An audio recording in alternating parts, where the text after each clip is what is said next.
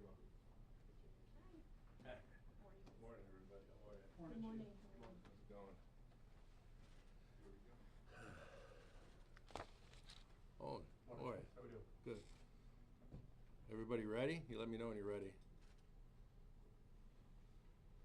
Think you're all set? All set? Okay.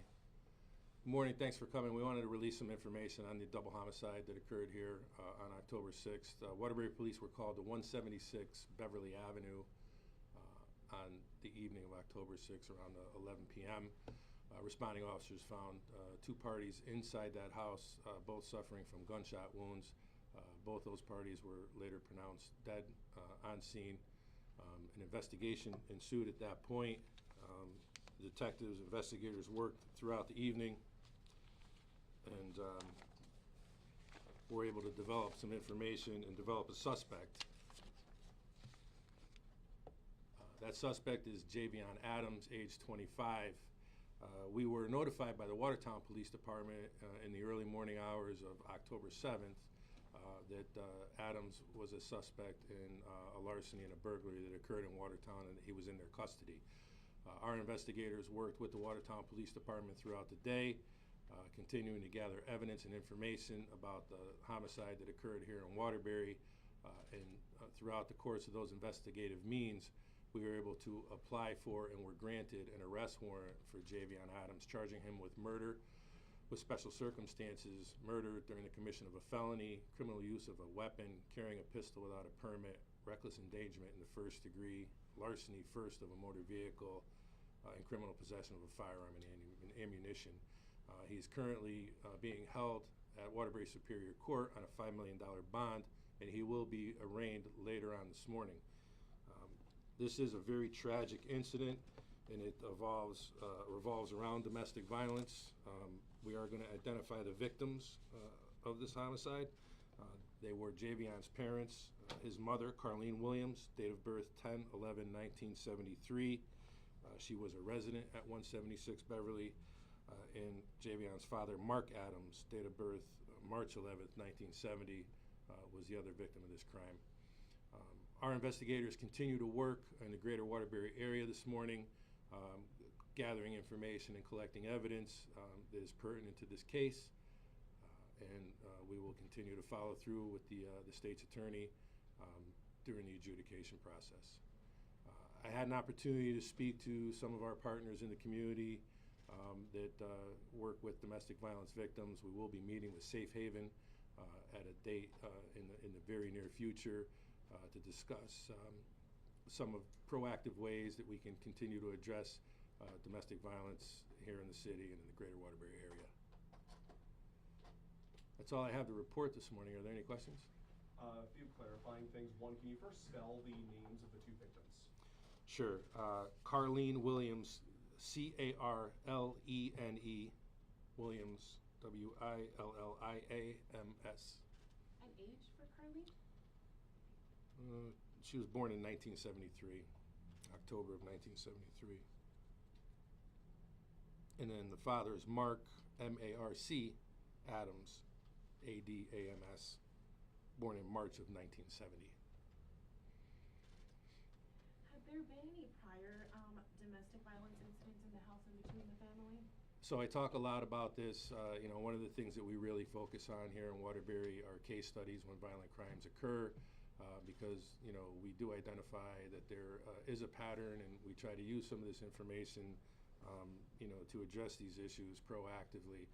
In this particular case, Javion Adams had a significant history of domestic violence. He was on probation for prior arrests for domestic violence, and as you can see by the case study sheet, he identified with a number of the different categories that make people that we deal with in these violent crimes more susceptible to either engaging in as a perpetrator or becoming a victim of violent crime. And was that violent crime like within his family, like towards his parents, or was it to other individuals? In both circumstances, right, with his family as well as with other individuals outside the immediate family that he had relationships with. Chief, we've heard that there were other people inside the home when these shootings occurred. Is there any information about that that you can share? Not at this time. It's a larger family. We're continuing to work on components of the investigation, but at this time, I don't have any more information to release about that. I noticed the $5 million bond. That's a pretty significant number. How does that sort of contextually stack up with cases that you've handled and you've seen in severity in this city in your career to justify a bond number that high? We were talking about it this morning. This is probably the highest bond that we've seen in the recent past. But I think that the Superior Court and the judges that sit here in Waterbury take violent crime seriously. They take flight risk very seriously. I think it was important, and the judge saw the means and the necessity to post a bond of significance to make sure that his court appearance was guaranteed. Does he have other siblings that are left behind from the parents? He does. There are other siblings in the family, yes. And this is an incredible job between Watertown and Waterbury Police communicating and getting a suspect in custody. What was the clue? What was the evidence that connected the two crimes? Well, we have a pretty robust communication system here throughout the state of Connecticut. We pride ourselves on getting information out to law enforcement and really to the media and the public as quickly as possible when it's unclassified. So it was that situation that really assisted us in this particular case. We had the information out of what we were looking for and what the circumstances were here in Waterbury rapidly to the regional law enforcement team. Has the car been found as of this morning? The car has been found. The car was located in a park in Middlebury, about as a crow flies 3 miles away from where the location of the burglary larceny occurred in Watertown. So we're currently processing that scene, and we'll be processing the car forensically shortly. We understand there were several items that Watertown Police had said that they were also looking for. Can you comment on if any of those items have been found, or if police are still actively looking for things? We are actively conducting this investigation and still looking for information and evidence that pertains to this particular investigation. I know you guys in Watertown have been particularly interested in surveillance video. Anything you'd like to mention to the public of people who were, in any of these areas involved in this investigation, maybe come forward with any potential video? Absolutely. Anybody that would have any information that would pertain to this particular case, where they think they may have seen this person sometime between October 6th or October 7th, we would ask that they contact their local police department and provide that information. We'll certainly send people out to talk to them.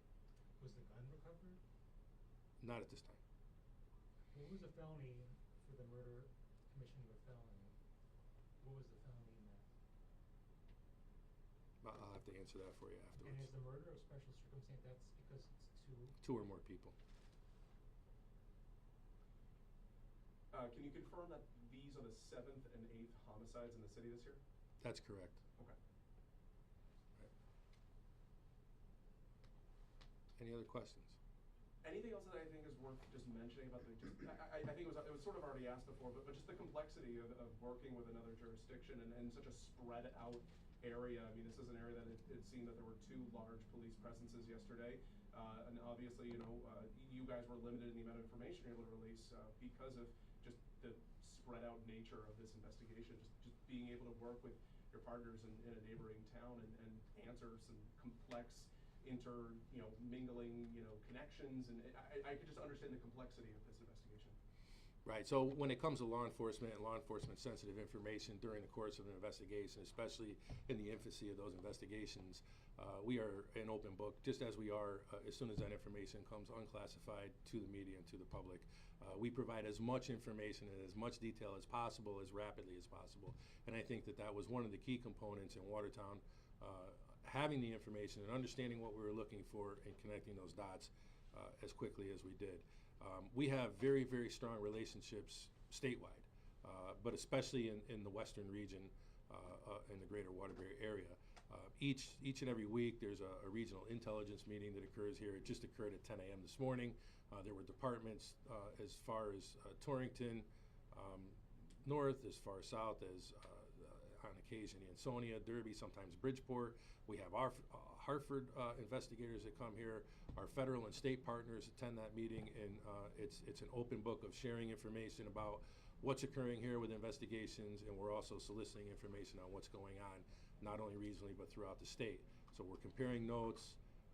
We're using some of our forensic testing results, especially when it comes to ballistic information, to connect dots and connect cases that may not have necessarily occurred in our jurisdiction, but we may have information that could help another department. So it works really well. It's all about continuing to foster those relationships, nurture those relationships, and making sure that we talk to each other at a minimum on a weekly basis. And with technology today, our investigators are often have the ability to communicate much more rapidly. There are many channels of communication that they can use to instantly message each other and talk about cases and provide information. Has he confessed or given any statement about the homicides? It's an ongoing investigation. There was no confession that was made at this point in time. Anything else? One last clarifying question. You mentioned it was October of 1973 was Carleen Williams. Do you have a day? We just don't want to get our The 11th. information correct. The 11th, yeah. Thank you. Still hasn't turned. Okay. Yeah. So, yes, thank you. You're welcome. Don't make me do the math up here. We can do the math. We just don't want to be wrong. That's my math guy right back there. 51. 51, Thank you. okay. Okay, there you go. Yeah. You know, Okay. they didn't recover the gun, but do you know where he got the gun? You know, if he carried a stone. Part of the investigation, the ongoing investigation. What kind of gun was used in the homicide? It was a 9mm caliber. How many, do you know how many shell casings were recovered at the scene? 4.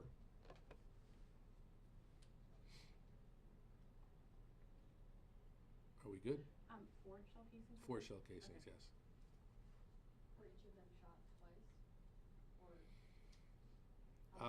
I haven't gotten briefed on the autopsy results yet, but both were suffering gunshot wounds when responding officers arrived.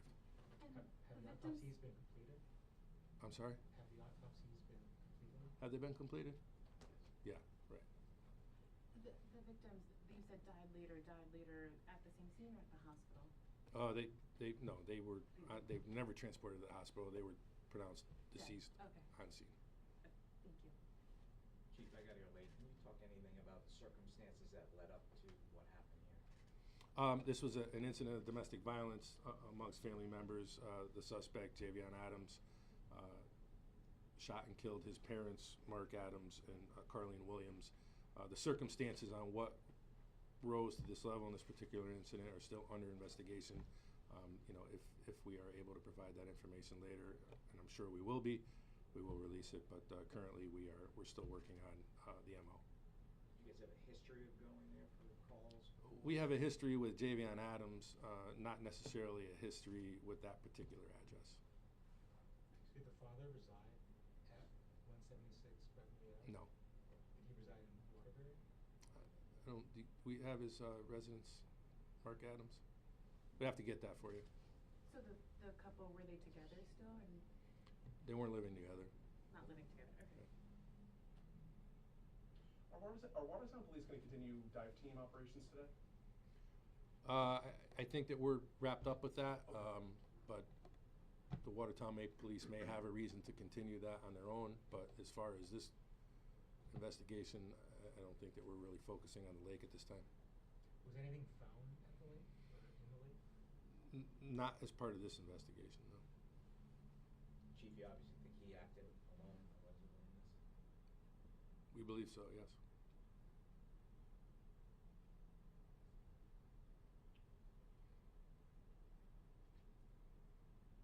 Anything else? Okay, I want to talk about one more thing, but not as part of this investigation and not for live air on TV. But we all know that, right? Huh? Give us a moment. Okay, then, give you a 'cause I moment think then. we're- Right.